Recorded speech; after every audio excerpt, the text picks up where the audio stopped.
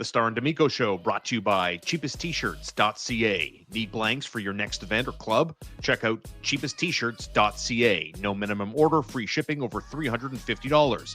Same-day shipping on lots of items. Affordable, Canadian, ready to print your design. Brought to you by Catherine Prince at Remax Platine, your Montreal real estate connection. Call her at 514-702-2474 or email Catherine with a K, Catherine at catherineprince.com.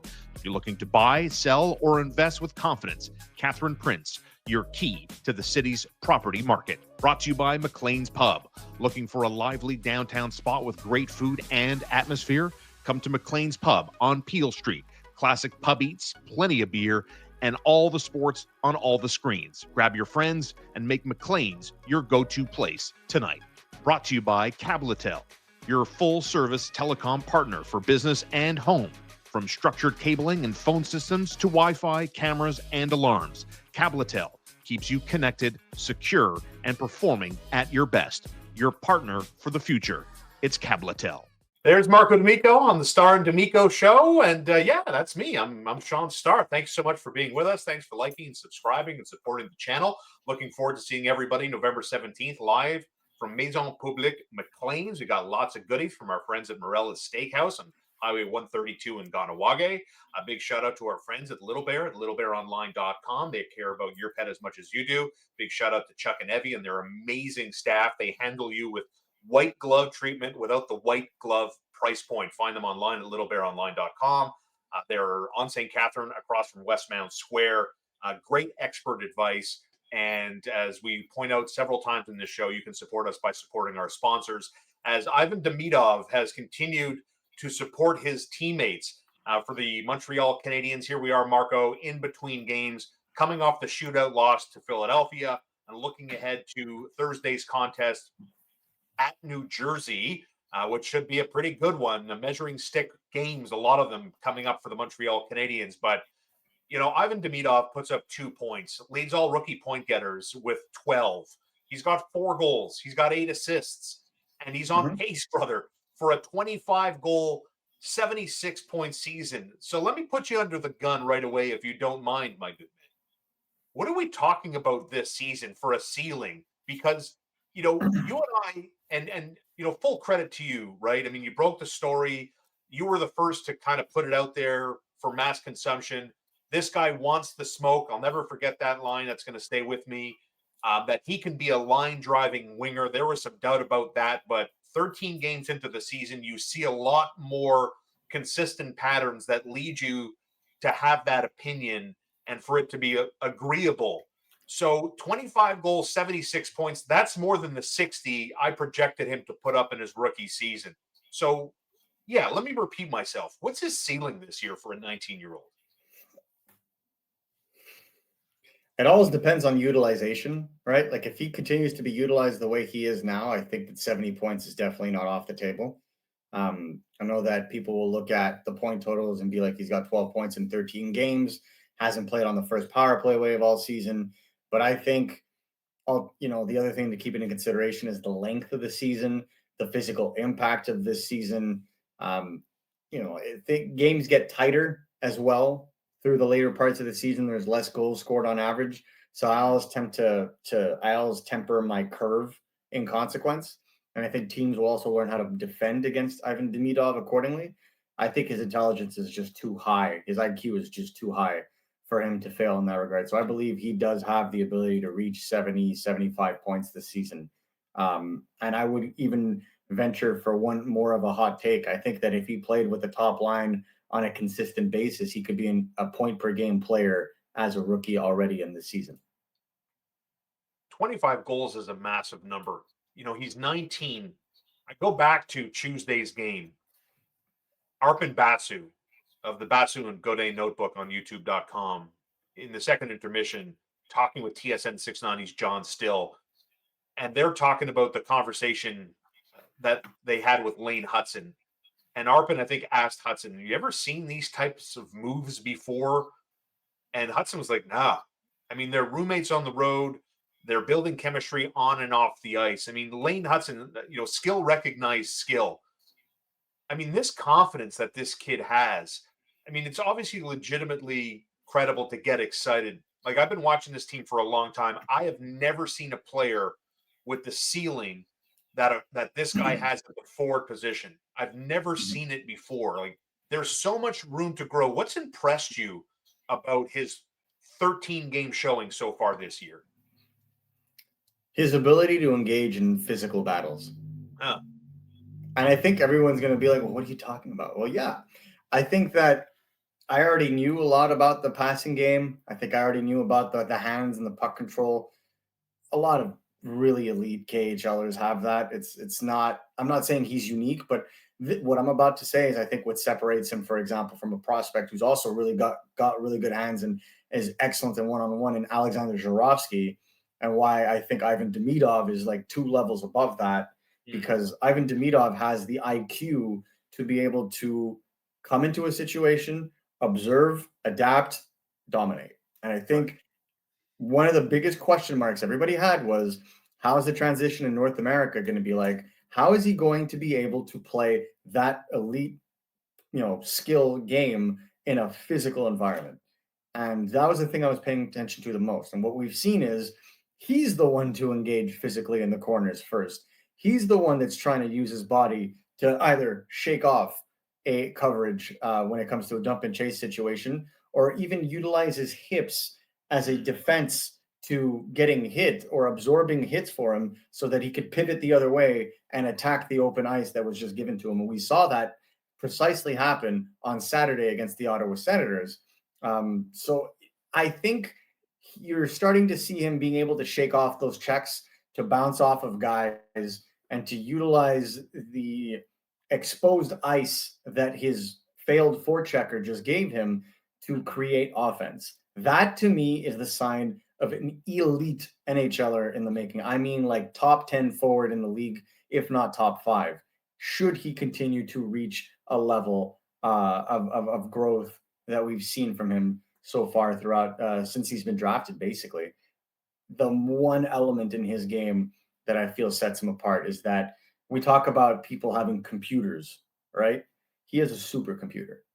He is the kind of supercomputer that you do not want to give any national information to whatsoever, because he will utilize every piece of information against you.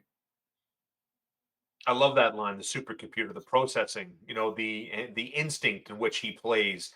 And I think, one of the key points that I found interesting anyway, listening to you talk there, was he doesn't take body contact very much. I've seen he's been hit a couple of times, but he's so elusive, and that's just going to be. And it's not. I'm not to suggest that like he avoids it or isn't No, that's capable yeah. of it, but he's just so smart, positionally smart.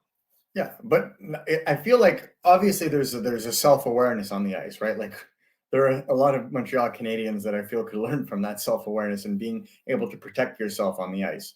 But at the same time, I think yes, he doesn't get hit much, but also it's when he gets hit. What is the reaction? How is he able to then, utilize that contact to his advantage? How does he position himself to be better able to absorb the contact, be ready for the contact, so that he can immediately move on to the next part of that phase of that offensive zone time in his team's favor? And that is elite.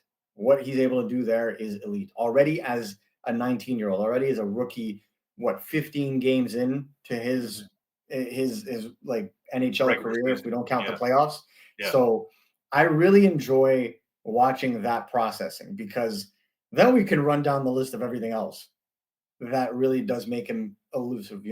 Elite vision, the way that he's been able to just jumpstart the Canadiens power play, going from being absolutely a whimper of what a power play should look like up until their Western road trip, to one of the most dangerous power plays in the NHL. They're top 5 now, if I'm not mistaken. And so it really does add to the point or the impact that he is able to process and think a game to another level. There's one thing that he hasn't done regularly that he's starting to do now, and that's shoot. Yeah. I think shooting is what's going to be the difference. If he has 25 goals as a rookie this season, I wouldn't be necessarily it wouldn't necessarily be a bad thing. I think that's fine. but I think that in his prime, he's definitely going to be pushing, high 30s if he's able to shoot with more regularity. Feel free to talk me off the ledge here, because I get excited. I get Do you want me to get my guitar? With these players. Not yet. I don't need you to serenade me just yet. Just calmly talk. You let me know, maybe. I'll leave it up to your expert advice. But when I watch this player, right, I have never seen a forward with this skill level and this potential. It's always been the goaltender. It's always been like lean on a goalie, counterattack, lean on a goalie, counterattack, outshot all the time. Who's driving the offense? Having guys in number one C roles that is unique to Montreal. No disrespect to anyone that's filled that void. Shout out David Desharnais, shout out Thomas Buchanitz, and down the list we go, But this is legitimate. I can totally see a world where we're talking about a guy who's dropping a C note in point production, 100 plus points with regularity. And so let me bring this name into you because I get vibes, man. I watch this team every day like you do, and I get vibes. I see Nikita Kucherov. That's what I see. And listen, Kucherov is a juggernaut. He's got obviously the skill is off the charts in terms of what he's been able to do for his career. We're talking about over 1,000 points, just over 800 games, right? He's got back-to-back 3 consecutive 100-point seasons, including 144 points in 2023. He's got 5 100-plus points in his career. I love the way Kucherov plays. Tell me I'm right. Tell this fan base they can prepare to see the Montreal version of Nikita Kucherov. I wish you'd come down from that ledge, my friend. But to be honest, yeah, let's not go there. We don't need a karaoke bar session of the Starr D'Amico Show. Like it just November 17th, Maison Publique, karaoke. No, absolutely not. However, what I will say is, if you could, like the player comp, I kind of get it, but I feel like I see what people are talking about. I just want to point out, like, Demidov has 20 pounds on Nikita Kucherov. Nikita Kucherov is 173 pounds. Ivan Demidov is listed right now closer to 192, 193. And I feel like that allows him to play more of a gritty game as well, which I feel will separate him from the way that Kucherov was able to kind of come into the league. If we remember, Kucherov at the age of 19 was playing in the QMJHL, not the NHL. And even his 20-year-old season, he started in Syracuse and then was called up and had, a respectable rookie season. But it was only at the age of 21 and 22 that he really took off. And that was one of the steepest progression curves I've seen in this recent modern NHL. So it's very difficult when you have an Ivan Demidov at 19 playing in the NHL on the Montreal Canadiens, flirting with a point per game pace and thinking to yourself, Demidov could probably do, or if he continues to progress the way he has, it's envisionable. It's something you can envision that he would eventually play to the level of a Nikita Kucherov, because Nikita Kucherov is, again, do I think Ivan Demidov is going to score 140 points in a season? I think a lot would need to go well, and he would need to play top line minutes, 20 minutes, 21 minutes a game. The Canadiens would need to be on fire, like dynasty level fire, for that to happen. But do I think he has 100-point seasons in him? I said it the day he was drafted. I'll say it again. Yes, absolutely. But do I think when I think his career is done, Nikita Kucherov will be the Russian with the most amount of points in NHL history? That's what I believe. I think he's going to – I don't think he's going to be remembered as the greatest Russian of all time. I think Ovechkin will keep that moniker simply because of the broken goal scorer record that he took from Wayne Gretzky.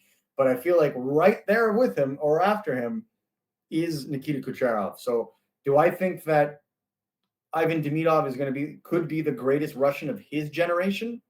Yes. And that 100 disrespect. I mean, no disrespect to guys like Matvei Michkov or the like. That was funny because when I was talking on the radio about and previewing the Flyers Habs matchup on Tuesday this week, part of me was like, can we legitimately preview and hype up this game battle of future stars and Matvei Michkov and Demidov. Well, that race was over. It wasn't even a race. It was see ya. Demidov all day, Michkov, not so much. And we'll see how he evolves under Rick Tocchet in Philadelphia. But there's still lots of time for Michkov of to course, turn around. No one's pulling the chute on this but, kid. But I can tell you, having spoken to people that work for SKA, that wasn't even a question which player they preferred to play with and work with. Nikita Kucherov's 144-point campaign, just to put it into perspective, right? Mm-hmm. He had 100 assists that season, right? So obviously 44 goals on the other side. So I kind of see where you're coming from. It's hard to envision a world where Demidov drops 44, but I'm not crazy. Like, I could see Demidov getting to close to the C-note in assists. I mean, this at 19, the way he manipulates the puck, the way he manipulates pace of play, the unpredictability, to me, that's maybe his biggest asset, is just not being predictable when he's cooking with the puck in the O-zone. I can see a world that exists, and boy, oh boy, what is that line going to look like? What's that combined production going to look like if we're talking about Demidov, Marco, hitting 120 plus points in any given year here? I mean, that's that's otherworldly. I think he's an 100-point player in his prime. That's the way I see it. And for that to fluctuate would require more about the team and less about him. Agreed wholeheartedly. Yes. So that's the way I see it. What's really going to be interesting, and I think this is the key, is how you round out the Canadiens' top six. And that in and of itself will then kind of dictate where the offensive ceiling can truly go. I always feel like there is an individual offensive ceiling, and then there's what we call the team multiplier. And so the team multiplier will always be who you play with. I'll give you a direct example. Kirill Kaprizov playing on an island by himself in Minnesota sometimes, right?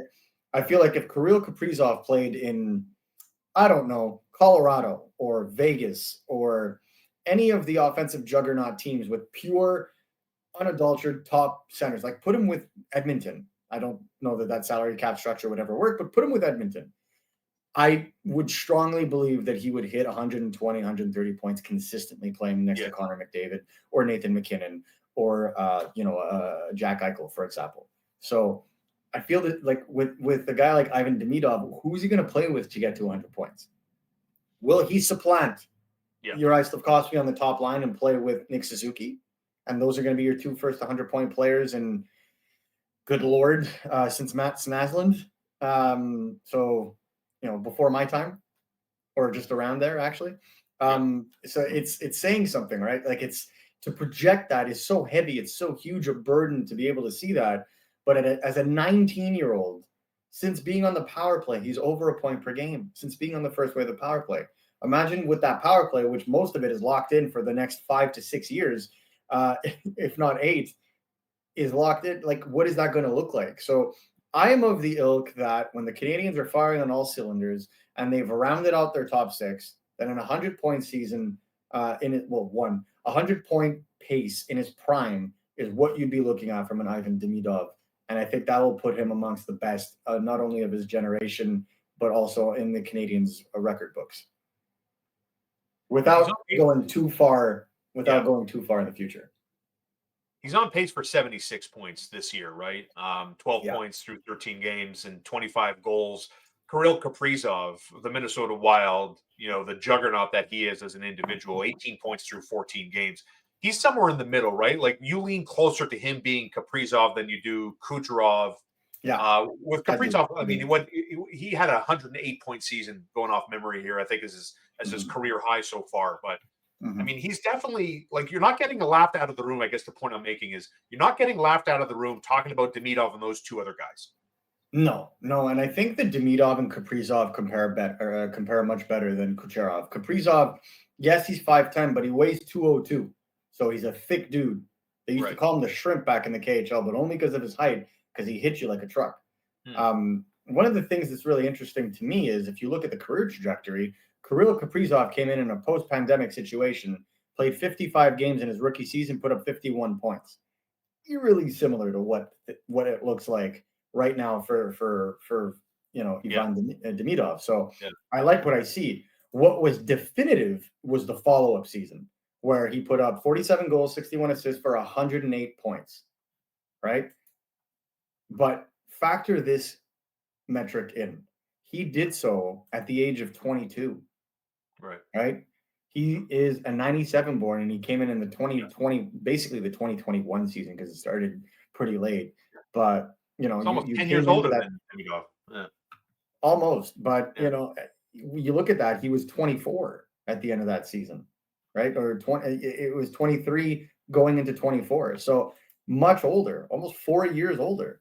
And so year for year, I think time frame for time frame, I think he's 4.5 years difference. So the fact that Demidov is the same pace, but at a much younger age, is very telling. Obviously, you can make the argument the Canadians are a better offensive team to start Demidov's rookie career than the Minnesota Wild were with Kaprizov. I think that's a fair statement to make. Agreed. But I still feel like a lot of that offensive success has come from the fact that Demidov exists on the Montreal Canadiens roster to begin with. So I feel like the two go hand in hand. It's very symbiotic in terms of the evaluation. I think the end point is, and what I really do appreciate is what we talked about at the top of the show, which is the physical implication. That to me is what gives me the most amount of confidence that Ivan Demidov's offense is translatable to all stages of a season, because he is going to be able to take a lick and keep on ticking. And that's the most important part for an elite offensive player, because a lot of elite offensive players tend to fade away when games get tighter, when games get more physical. If Ivan Demidov can continue to show that he could play through that transition, he could play through that adversity, and he can play through the physical elements of a tighter NHL game as the season goes on, you have yourself a franchise winner. And at that point, sky is the limit. I love that. Sky is the limit. I mean, you can see, Lane Hutson's on 80 points in 97 career games. Cole Caulfield's evolution as a complete player. Nick Suzuki amongst the league leaders in points this season. I mean, it's obvious. You pay attention to this team, the direction that they've taken in a new generation for fans to enjoy, and they're bottom line, man. They're such a fun team to watch in games, out of games. The inner belief that this team has, they believe so much about how good and how talented they are. It allows them to have that confidence no matter where they play or against who they play on any given night. Can't wait to see the sky's the limit. And the sky's the limit for this channel because of super fans like all of you liking and subscribing, watching us regularly. I can speak for Marco when I say thank you so much for that. Marco, it's been a lot of fun to talk about this potential, and we're just like scratching the surface, talking about this young budding superstar in Ivan Demidov and looking at comps and whether it's a Kaprizov or a Kucherov. Weigh in the comments. Like, what do you all think about who he likely compares to and what the ceiling is for Demidov, whether it's this year or we're talking in a couple of seasons from now when this young man is in his prime, what he's going to be capable of doing in terms of points and helping this team be a hell of a lot more dynamic offensively.